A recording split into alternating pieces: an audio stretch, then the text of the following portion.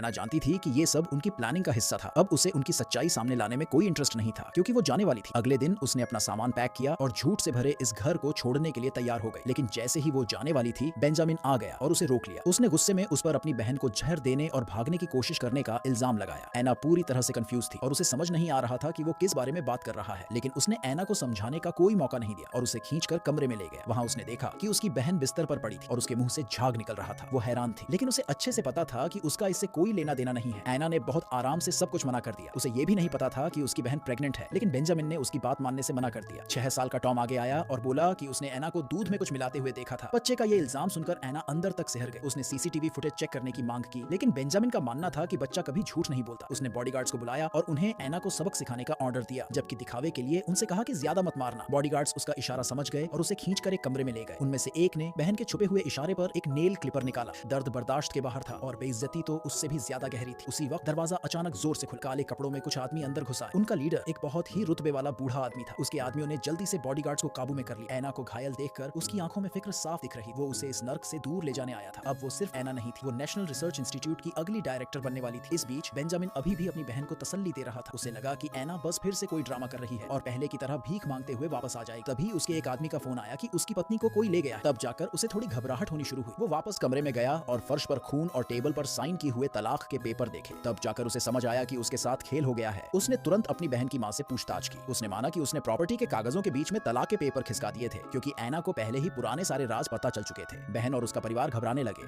वो सब जानते थे कि एना बाहरी दुश्मनों से बचाने वाली उनकी ढाल थी।